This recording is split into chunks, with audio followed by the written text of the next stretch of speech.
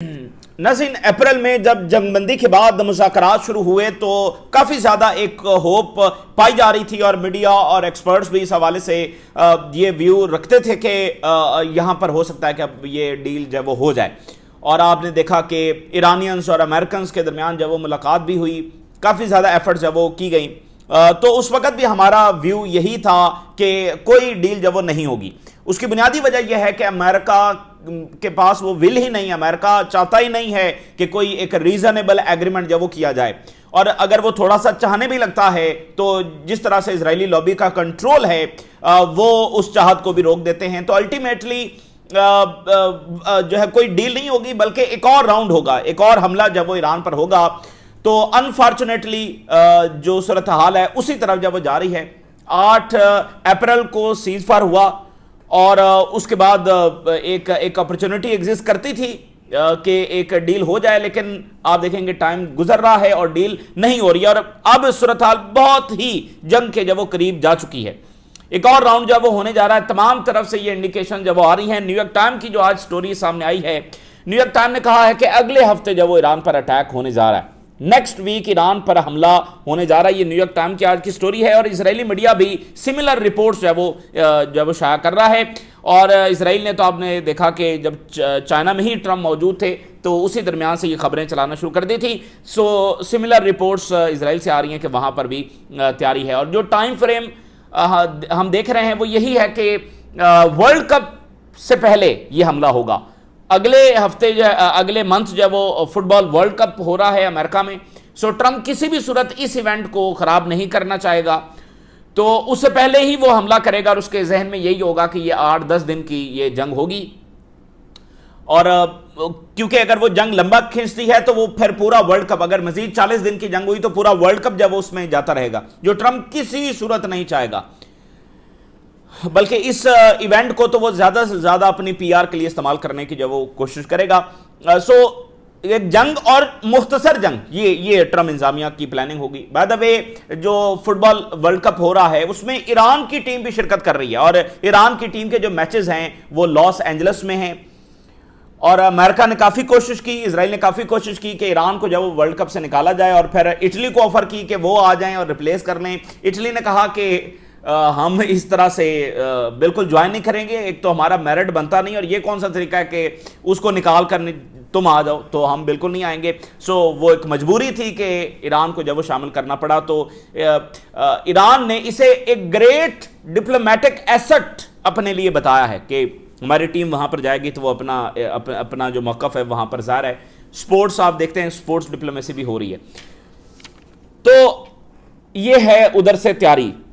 Highest risk है, risk highest है। Ultimately क्या होगा ये कोई जानता नहीं है। ईरान की क्या तैयारी है? देखें, ईरान को पहले दिन से कोई ट्रस्ट नहीं था। ईरान ने मुसलसल अपनी जंगी तैयारियां जारी रखी हुई थी। आज ईरान का जो इन सारी रिपोर्ट्स के ऊपर जवाब आ रहा है, वो कह रहे हैं कि हमला अगर होता है, चाहे ये छोटा हमला हो या चाहे ये बड़ा हमला हो, जो हमारा रिस्पॉन्स होगा वो बहुत ही वाइड रिस्पॉन्स होगा और बगैर किसी लिमिटेशंस के होगा। और अभी सुप्रीम लीडर के जो एडवाइजर हैं उन्होंने 2 गल्फ रियासतों को बहुत ही सख्त धमकी दी है। उन्होंने कहा कि कई दहाइयों तक हम इन 2 मुल्कों को ब्रदर कंट्री जब समझते रहे, लेकिन जिस तरह से इन्होंने इजराइल और अमेरिका के साथ जाकर ये खड़े हो गए हैं, तो अब इन मुल्कों के खिलाफ जो हमारा रिस्पॉन्स आएगा उसमें कोई लिहाज हम नहीं करेंगे। बहुत ही सख्त किस्म की वार्निंग जब ईरान की तरफ से 2 गल्फ रियासतों को दी गई है। तो हमारे नजदीक सबसे जो ज्यादा हसास और खौफनाक मामला है वो ओआईसी मुल्कों की आपसी जंग है, और जिसको इजराइल भरपूर अंदाज में जब इस्तेमाल करेगा। 2-3 मुल्क हैं मैक्सिमम जो कि इजराइल के हाथ में खिलौना बन रहे हैं, ठीक है ना, उनको सोचना होगा। पाकिस्तान के जो इंटीरियर मिनिस्टर हैं वो अचानक तेहरान पहुंच गए हैं। अनअनाउंस्ड ये विजिट है, ये पहले से शेड्यूल नहीं था, अचानक वो पहुंचे हैं। तो उधर से जंग की खबरें हैं, उधर से पाकिस्तान के इंटीरियर मिनिस्टर जो कि मीडिएटर है पाकिस्तान। तो क्या ये लास्ट मिनट डिप्लोमेसी हो रही है? क्या कोई ब्रेक थ्रू करवाने की कोशिश की जा रही है? क्योंकि आप देखें 2 मरतबा, एक जब ट्रंप ने कहा कि सिविलाइजेशन खत्म हो जाएगी तो पाकिस्तान के कहने पर वो सारा रोका गया। फिर जो ऑपरेशन सो कॉल्ड फ्रीडम था स्ट्रेट ऑफ हॉर्मज के हवाले से, वो ट्रंप ने कहा कि मैंने पाकिस्तान के कहने पर रोका है। तो अभी क्या कोई लास्ट मिनट डिप्लोमेसी जब वो यहां पर हो रही है, क्या कोई चाइना का मैसेज आया है, क्या चल क्या रहा है?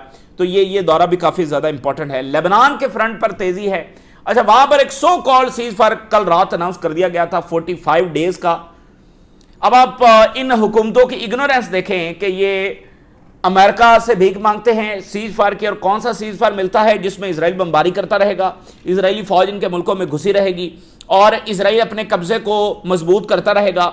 और साथ इस सीज फायर के जरिए वो ये बयानियां बनाने की कोशिश करते हैं कि सीज फायर है तो आगे से रेजिस्टेंस क्यों रिस्पॉन्ड कर रही है, तो इससे इनका कब्जा और ज्यादा जो है वो मजबूत करने की ये कोशिश करते हैं। तो इजराइल की बमबारी जारी है, इजराइल की बाकी जो वहां पर ऑक्यूपेशन की एक्टिविटीज हैं वो जारी हैं, लेकिन ये सीज फायर हो गया है। तो देखिए ये जिस अंदाज में नाइंसाफी वहां पर पनप रही है, इसके नताज बिल्कुल भी अच्छे नहीं होंगे। और अभी कुछ देर पहले इजराइल ने ये कहा है कि उसने गजा में अटैक करके फलस्तीनी रेजिस्टेंस के जो कमांडर हैं उनको निशाना बनाया। तो ये सीज फायर है, ये इजराइल का सीज फायर, और ये इजराइल की दुनिया है कि सीज फायर में हमले होते रहेंगे, स्टारवेशन होती रहेगी, और लेकिन फिर भी उसको सीज फायर कहा जाएगा। तो गजा में हालात तेजी के साथ बिगड़ रहे हैं, जहां पर जेनोसाइड कभी नहीं रुकी है वहां पर हालात तेजी के साथ बिगड़ रहे हैं। अब हमास के कमांडर के बरबर हालात जब वो अटैक किया, असैसिनेशन जब वो की है, तो वहां पर इजराइल जो फुल स्केल अग्रेशन की तरफ जब वो जा रहा है। तो लुबे-लुबाब नाज़रीन ये है कि इजरायली वायलेंस का सुनामी तमाम रीजनल कंट्रीज की तरफ बढ़ रहा है। क्या रीजनल कंट्री जो वो तैयार हैं इसके लिए? क्योंकि एक एक मुल्क इजराइल के निशाने पर है, एक एक मुल्क। और जिसको प्रिंस टर्की अल फैसल, जो कि किंग फैसल के बेटे हैं, 20 साल से ज्यादा अरसे तक वो जो इंटेलिजेंस चीफ है सऊदी अरेबिया के वो रहे, उसके बाद बरतानिया और अमेरिका में एम्बेसडर रहे, यानी इतनी हाई प्रोफाइल शख्सियत, रॉयल फैमिली। और वो ये कह रहे हैं कि ये ग्रेटर इजराइल प्रोजेक्ट है जिसमें सभी निशाने पर हैं। तो ये वायलेंस का सुनामी सब मुल्कों की तरफ आ रहा है। तो क्या ये मुल्क तैयार हैं? और ये जो इजराइल एक्सपैंड कर रहा है रीजन के अंदर, और उसके नतीजे में जो क्राइसिस दुनिया में पैदा हो रहा है, क्या दुनिया इसके लिए तैयार है? क्योंकि इजराइल जितना मजीद एक्सपैंड करने की कोशिश करेगा, उतना अब इंटरनेशनल क्राइसिस जब वो बढ़ेगा, उतना एनर्जी क्राइसिस जब वो दुनिया में बढ़ेगा, जिसके नतीजे में पॉलिटिकल क्राइसिस और इकोनॉमिक क्राइसिस जब वो बढ़ेगा। तो क्या दुनिया इसके लिए तैयार है? ये अब उनको फैसला करना है। और क्या वो इजराइल को रोक पाएंगे? अब जरा आगाज करते हैं जो न्यूयॉर्क टाइम की आज की स्टोरी है। Back from China, Trump faces the decision on whether to resume strikes on Iran. Trump वापस आ चुका है चाइना से, अब उसके सामने ये डिसीजन है कि क्या ईरान पर दोबारा हमला किया जाए या नहीं किया जाए।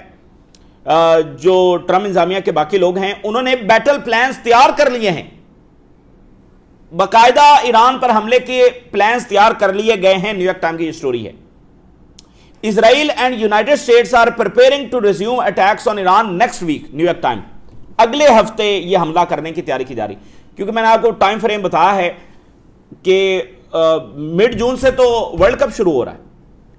तो अभी ये जंग करेंगे तो 10 दिन जो है वो 10 दिन की जंग करना चाह रहे होंगे, ताकि वर्ल्ड कप से पहले पहले जो है वो जंग जब खत्म हो जाए। तो ज़ाहिर अगर हमला करना है तो फिर अभी ये करेंगे, या फिर वर्ल्ड कप के बाद का इंतजार करेंगे, यानी अगस्त के अंदर। तो अगले हफ्ते न्यूयॉर्क टाइम के मुताबिक ये हमला जब होने जा रहा है। और यरूशलेम पोस्ट ने फिर इसको लिखा है, US and Israel attacks on Iran could resume as early as next week. यरूशलेम पोस्ट भी इसको कंफर्म कर रहा है। और जो मरीव ऑनलाइन है, इजराइल का एक और मीडिया, वो क्या लिख रहा है कि डोनाल्ड ट्रंप ने पिछले 24-48 घंटों में अपनी रजामंदी जाहिर की है to give green light for carrying out a military attack on Iran. Trump ने रजामंदी जाहिर की है, इजरायली मीडिया बता रहा है। फाइनल डिसीजन अभी होना है, और ये फाइनल डिसीजन कौन सा है? वो जो ट्रिगर दबाने वाला डिसीजन होता है, वो आप देखें जो 28 फरवरी से पहले पूरा महीना था, उसमें भी यही चल रहा था, तैयारी हो रही है लेकिन फाइनल डिसीजन नहीं हो रहा। ये हो गया है लेकिन फाइनल डिसीजन नहीं हुआ। वो आखिरी मिनट में हमला भी हो गया लेकिन फाइनल डिसीजन फिर भी नहीं हुआ। ये फाइनल डिसीजन क्या होता है? फाइनल डिसीजन होता है कि जब मुकम्मल डिप्लॉयमेंट होती है एंड रेडी टू गो, ये फाइनल डिसीजन होता है। बस ये फाइनल डिसीजन हो चुका है। ये बस एक आप इसको बात ऐसे ही समझ लें कि ये फाइनल डिसीजन नहीं हुआ।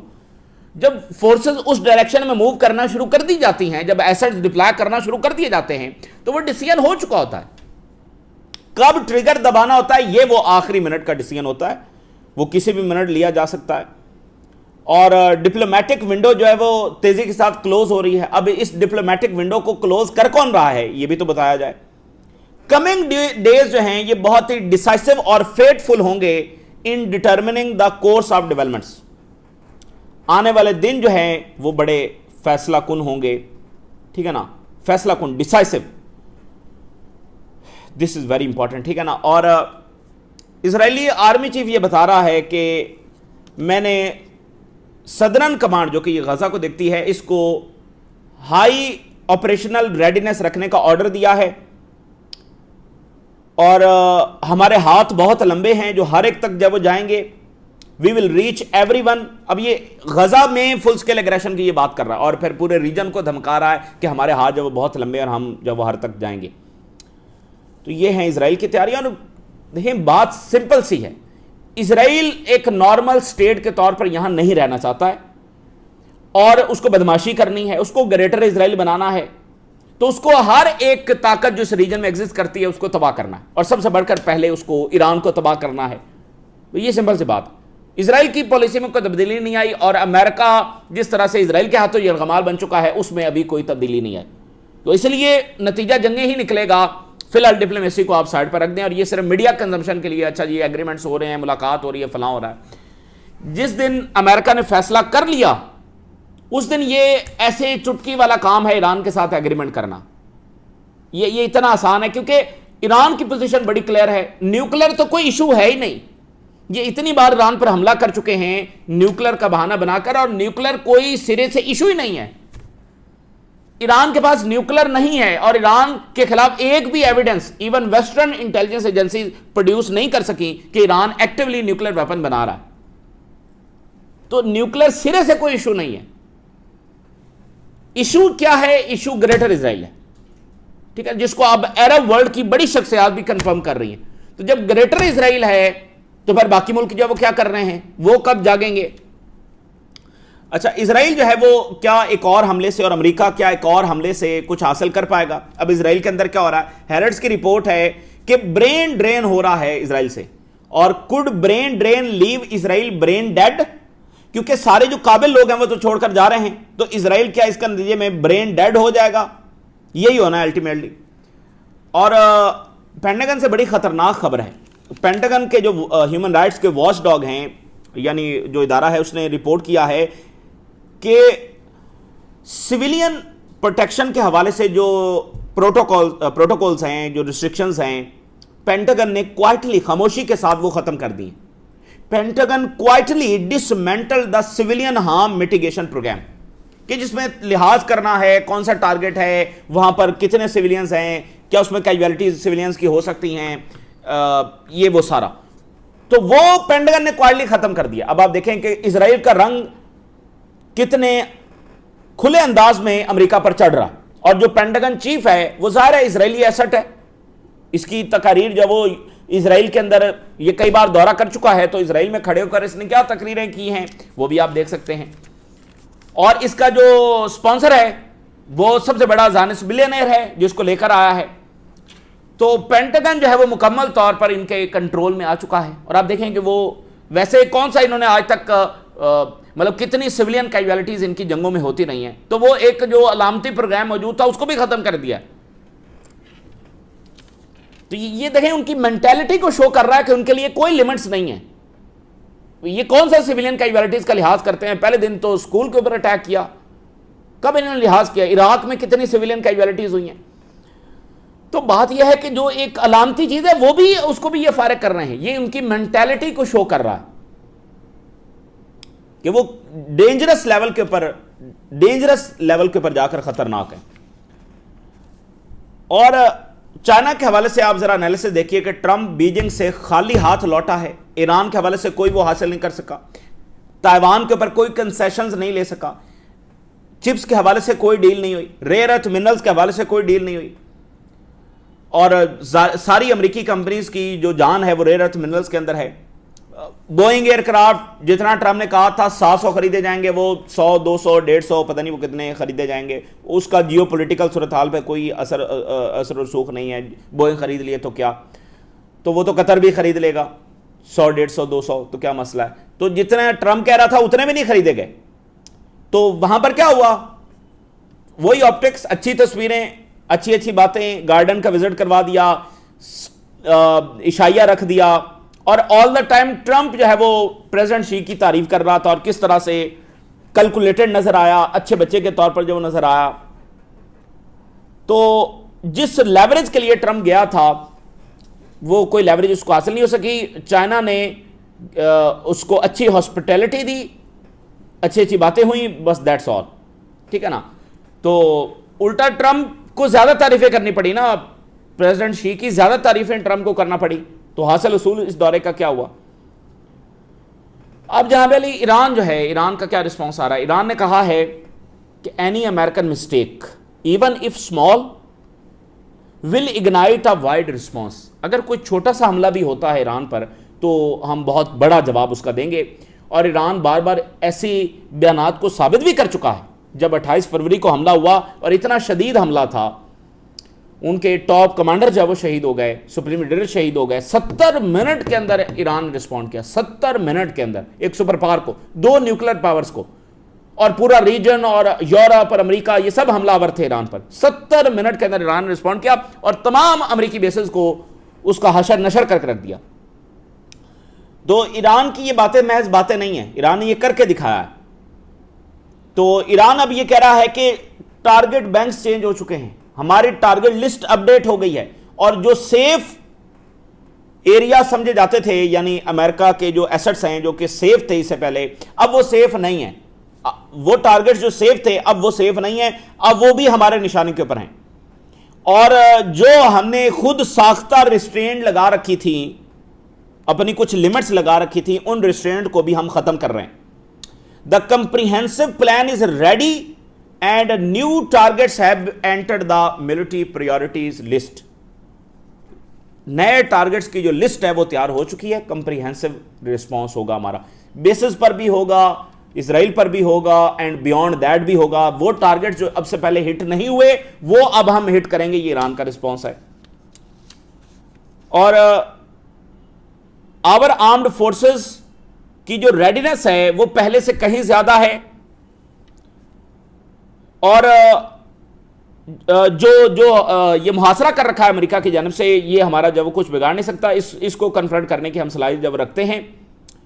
और ईरान एक सुपर पावर के दर्जे की तरफ जब वो बढ़ रहा है, और जो एरोगेंस पावर्स हैं वो पोजीशन ऑफ वीकनेस में आ चुकी हैं, और अब जो है वो सालसों से बैक कर रही हैं कि उनकी कोई बातचीत जो वो करवाई जाए। और जो सुप्रीम लीडर के एडवाइजर हैं मोहम्मद मुखबर, उन्होंने कहा कि कुवैत एंड यूएई, ईरान ने कई सालों तक इन दोनों मुल्कों को as a friend and brother countries के तौर पर देखा है, लेकिन इन्होंने अपनी इंडिपेंडेंस को सेल कर दिया है इसराइल और अमेरिका के हाथों। अब even their lands and homes at the disposal of enemies of Palestine and Iran. इन्होंने अपनी इंडिपेंडेंस को फलस्तीन और ईरान के दुश्मनों के हाथ के हवाले कर दिया, अपने घर, अपने वतन, अपनी टेरिटरी उनके हवाले करके। तो अब की बार जो ईरान का रिस्पॉन्स होगा, ये यूएस सेंटकॉम से रिलेटेड तमाम जो एसेट्स हैं जो कि पहले हमले में शामिल नहीं थे, अब की बार वो भी हमारे हमले में शामिल होंगे। पहले हमने कंप्रीहेंसिव जवाब नहीं दिया। देखिए, डेटा सेंटर्स ये अब टारगेट लिस्ट में पिछली जंग में शामिल हो गए थे, लेकिन 10, 15, 20% हुए, अब ये 100% होंगे। इसी तरह के बाकी ऐसे बड़े ही सेंसिटिव टारगेट्स हैं जो अब ईरान की टारगेट लिस्ट के अंदर होंगे, क्योंकि अब की जंग और ज्यादा खतरनाक होगी। इसराइल ईरान की एनर्जी साइट्स पर हमला करने के लिए आएगा, ये बात है। तो ये बहुत ही खतरनाक ट्रैप है जिसके अंदर ट्रंप जा रहा है। और ईरान ने साथ आज क्या अनाउंस किया, कुछ देर पहले उन्होंने बाकायदा मैकेनिज्म जारी वो कर रहे हैं कि स्ट्रेट ऑफ हॉर्मज़ कंट्रोल कैसे होगा, बाकायदा मैकेनिज्म वो इंट्रोड्यूस है, वो करवा रहे हैं। सो ये पेट्रो डॉलर के लिए बहुत बड़ा आज झटका है। पिछले 48 घंटों में काफी सारे झटके वैसे वेस्टर्न हेजेमनी को मिले हैं। चाइना का इंडिपेंडेंट टेक्नोलॉजिकल पावर के तौर पर स्टैब्लिश होना, और ये आप देखिए स्ट्रेट ऑफ होर्मज ईरान के और उसके इत्तेहादियों के कंट्रोल में, और चाइना मिसाइल दे रहा है ईरान को।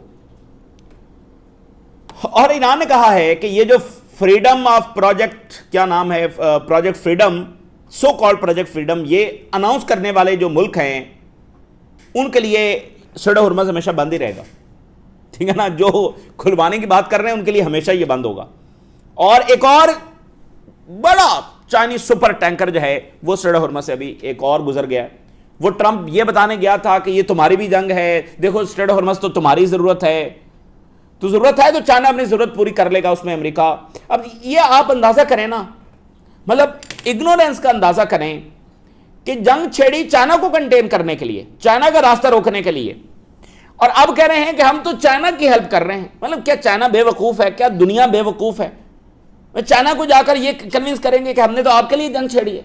मतलब आप जरा कोई अंदाजा तो करें। इसलिए रशिया के फॉरेन मिनिस्टर ने कहा कि मैं तो सरप्राइज हूं कि अब ये चाइना को कह रहे हैं कि ईरान के खिलाफ प्रेशर डाला जाए। 4 ओआईसी मुल्क मौजूदा सिनेरियो में बहुत तेजी के साथ करीब आ रहे हैं, और चूंकि एक बहुत बड़ा सुनामी आ रहा है, बहुत बड़ा सुनामी आ रहा है, तो उसके लिए ये तैयारी कर रहे हैं। सारे सिक्योरिटी डायनामिक्स जब वो बदल रहे हैं, पाकिस्तान, तुर्की, Saudi Arabia and Qatar, 4 major OIC मुल्क ये इस वक्त एक स्ट्रॉन्ग मिलिट्री अलायंस बना रहे हैं, और ये आज वक्त की जरूरत है। खास तौर पर जो गल्फ दोनों रियासतें हैं उनके लिए तो बहुत ही जरूरी है, क्योंकि पाकिस्तान और तुर्की तो अपनी सिक्योरिटी कर लेंगे, वो अपनी सिक्योरिटी नहीं कर सकते, और अमेरिका के ऊपर उनका जो इक्तफा है वो खत्म हो चुका है। अब यूएई ये सोच रहा है कि जो सेंडकॉम कतर में है उसको वो यूएई जो वो ट्रांसफर कर ले। पाकिस्तान एक न्यूक्लियर स्टेट है और दुनिया की one of the largest standing army Pakistan के पास है। तुर्की drones, advance missiles, 80% domestic military production उसकी है। Saudi Arabia and Qatar oil, gas, ये सारा जो आपको पता है कि वेल्थ है उनके पास है, तो वो काफ़ी सारे वेपन प्रोग्राम्स को जो वो सपोर्ट कर सकते हैं। यानी ये पैसा देंगे और ये दोनों मुल्क जो है वो बनाएंगे और सिक्योरिटी देंगे। सो रीजनल पावर जो हैं इस जंग में, जो कुछ उन्होंने अमेरिका की हालत देखी है और अमेरिका का बिहेवियर देखा है, वो अब अमेरिकी प्रोटेक्शन के ऊपर रिलाय नहीं कर रहे हैं। सो ये एक नया मिलिट्री ब्लॉक जो वो बन रहा है। सो ये जो नया मिलिट्री ब्लॉक है that will change the balance of power in the middle east fundamentally. अब देखें कि इजराइल ने पाकिस्तान के खिलाफ एक महाज खोलना शुरू कर दिया है। नेतन्याहू ने कहा कि ये नैरेटिव हमारे खिलाफ जो है वो पाकिस्तान से बन रहा है, फलां फलां, और उधर से लिंडसे ग्राम शुरू हो गया। तो वो मीडिएशन की भी बात है, और दूसरी बात ये भी है क्योंकि पाकिस्तान मिस्र तक भी जो है वो बातचीत आगे बढ़ी हुई है। अब आप लेबनान के देखें 45 दिनों का सो कॉल्ड सीज फायर, और कल जब सीज फायर हुआ है इसराइल ने क्या अटैक किया, 6 पैरामेडिक्स मारे गए हैं, 22 जख्मी हैं। ये हमला हुआ है, ये सीज फायर है। पैरामेडिक्स के ऊपर अटैक हो रहा है और लेबनीज डेलीगेशन जाकर इसराइलियों के साथ मिल रहा है। आप जरा अंदाजा करें। और बेन गवर कह रहा है कि हमारा तो मकसद लेबनान में सेटलमेंट्स बनाना है। तो ये हुकूमत जब वो कब जागेगी? उनके क्लियर गोल्स हैं, वो रोज बता रहे हैं हम क्या करना चाहते हैं। ये वाला सीज फायर लेबनान को प्रोटेक्शन नहीं देगा, बल्कि इजरायली कब्जे को मजबूत करेगा।